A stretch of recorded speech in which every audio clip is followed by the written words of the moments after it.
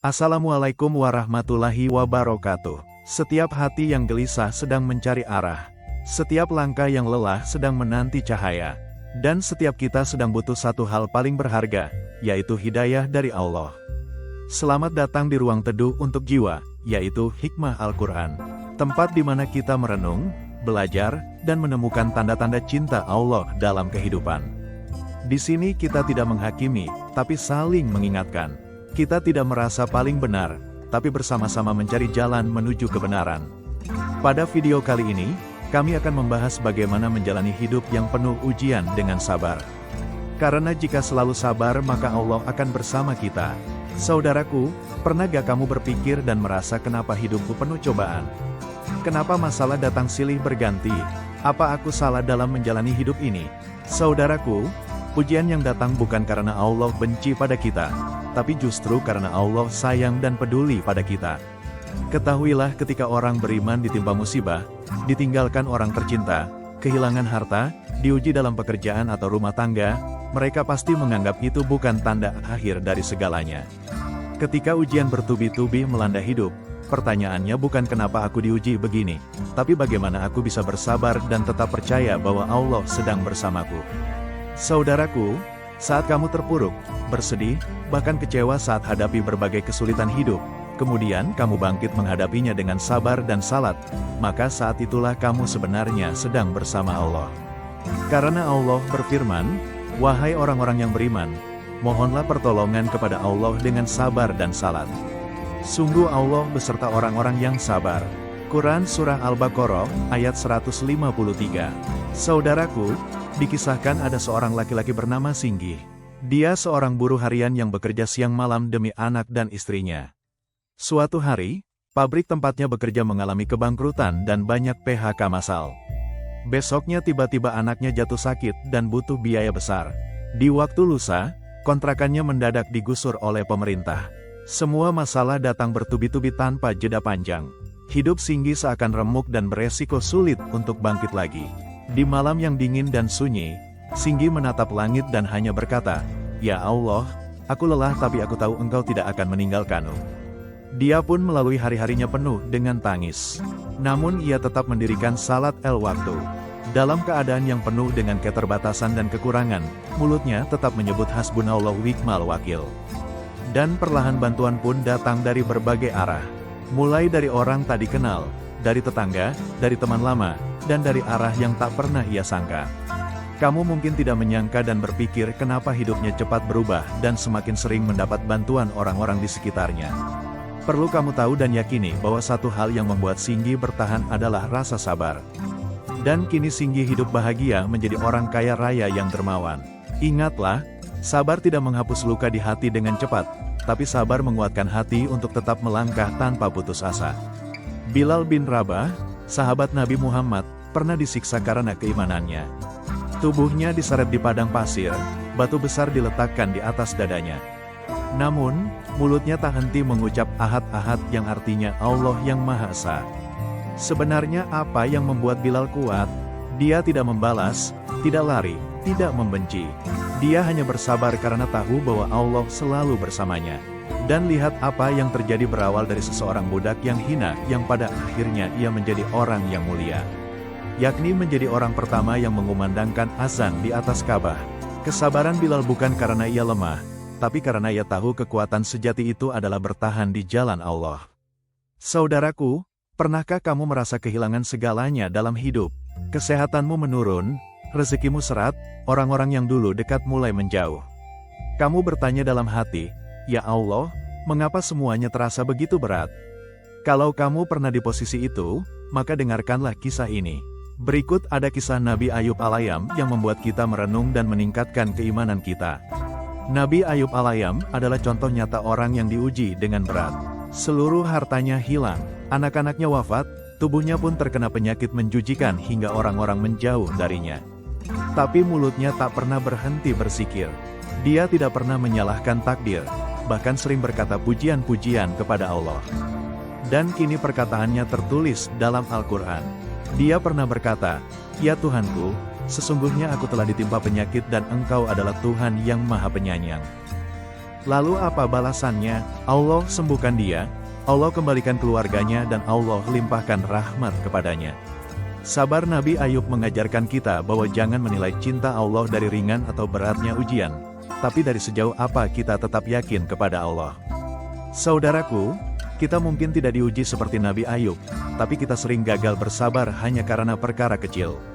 Kita mengeluh ketika kehilangan sedikit rezeki. Kita marah saat sakit ringan. Kita kecewa saat doa belum terkabul.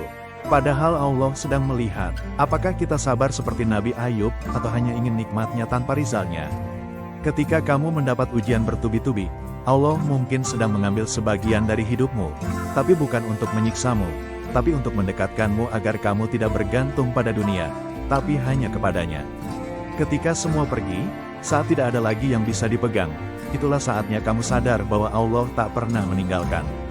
Allah berfirman dalam Quran Surah Al-Baqarah, ayat 153. Hai orang-orang yang beriman, mintalah pertolongan dengan sabar dan salat. Sesungguhnya Allah beserta orang-orang yang sabar. Ini bukan sekedar ayat biasa, tapi ini adalah janji Allah kepada orang-orang yang sabar. Allah tidak berkata akan bersama, tapi bersama orang yang sabar. Artinya saat kamu bersabar, kamu tidak sendirian. Allah bersamamu ketika kamu sabar. Sabar bukan tentang diam dan duduk manis, tapi tentang mempercayakan hasil kepada Allah sambil terus berusaha diiringi dengan sabar dan salat. Hidup tidak selalu berjalan seperti yang kita harapkan. Ada saat di mana doa belum dikabulkan, usaha belum membuahkan hasil, dan luka terasa belum sembuh. Tapi dalam setiap ujian itu Allah menitipkan satu kekuatan besar, yaitu sabar. Rasulullah Shallallahu Alaihi Wasallam bersabda, sabar adalah cahaya. Hadis riwayat Muslim. Kenapa cahaya? Karena sabar akan menuntun kita keluar dari kegelapan hati, dari gelapnya keputusasaan, keluh, kesah, dan amarah. Sabar bukan bentuk kelemahan diri. Justru sabar adalah kekuatan hati yang tidak semua orang memilikinya. Sabar membuat kita tetap waras saat ingin marah. Sabar membuat kita tetap tenang saat hidup mengguncang. Dan sabar adalah jalan menuju surga. Karena sabar adalah amalan yang hanya Allah tahu pahalanya. Dan ini tertulis dalam Al-Quran. Sesungguhnya hanya orang-orang yang bersabarlah yang dicukupkan pahala mereka tanpa batas. Quran Surah Az-Zumar ayat 10. Saudaraku, bayangkan saat kamu bersabar, kamu tidak sendiri. Allah bersamamu. Dia melihat setiap tetes air mata yang kamu tahan, setiap keluhan yang tidak kau ucapkan, dan setiap luka yang kamu sembunyikan di balik senyum. Sabar adalah jalan panjang menuju kemuliaan. Sabar mengajarkan kita untuk menunggu dengan tenang, berusaha dengan tulus, dan percaya pada takdir Allah sepenuhnya. Sabar bukan hanya diam, tapi aktif berjuang sambil yakin bahwa waktu Allah selalu lebih baik dari waktu kita. Maka ketika dunia terasa gelap, jangan padamkan cahaya itu. Jadikan sabar sebagai lentera penuntun di tengah kabut ujian. Karena dengan sabar hati kita akan tetap hidup, tetap hangat, dan tetap teguh bahkan saat semuanya terasa sulit. Dan yakinlah setelah sabar akan selalu pertolongan. Karena Allah berjanji dalam Al-Quran, sesungguhnya bersama kesulitan ada kemudahan.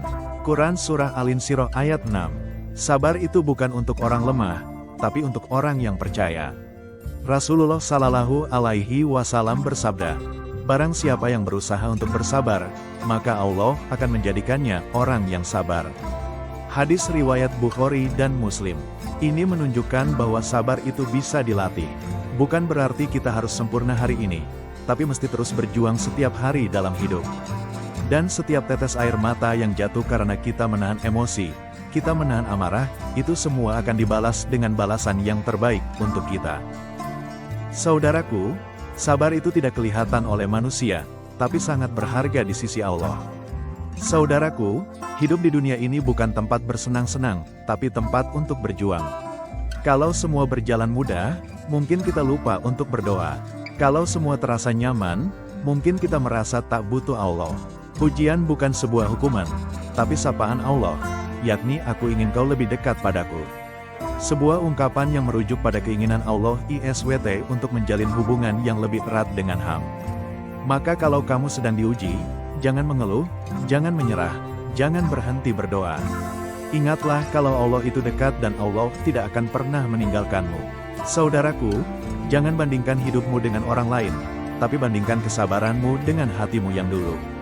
Karena pada akhirnya yang sabar akan menang, yang sabar akan dimuliakan dan yang sabar akan bersama Allah. Saudaraku, dunia ini hanyalah persinggahan, hanya tempat singkat sebelum kita pulang ke tempat yang kekal abadi. Di dunia kita akan lewati suka dan duka, tawa, dan air mata. Tapi satu hal yang membuat langkah tetap tegak meski hati sering retak, yaitu sabar. Sabar bukan berarti tidak merasa sakit, tapi sabar adalah ketika kita tetap kuat meski hati ingin menyerah, tetap tenang saat hidup mengguncang, dan tetap percaya bahwa rencana Allah selalu lebih indah dari rencana kita. Maka jangan benci ujian. Karena di balik sabar ada derajat yang Allah angkat. Di balik sabar ada dosa yang Allah gugurkan. Dan di balik sabar ada surga yang sedang disiapkan. Dunia ini hanya sementara, tapi sabarmu tercatat selamanya. Maka teruslah melangkah dengan perlahan tak masalah asal tetap percaya bahwa Allah selalu bersama orang-orang yang sabar. Apabila kamu menyukai video ini, mari bergabung dalam komunitas Hikmah Al-Quran. Tempat di mana kita akan bersama-sama menyelami makna dari hidup dengan cara subscribe dan bagikan video ini kepada teman, sahabat, dan keluargamu. Karena bisa jadi video ini adalah tanda hidayah yang sedang mereka tunggu. Sampai jumpa di video berikutnya. Wassalamualaikum warahmatullahi wabarakatuh.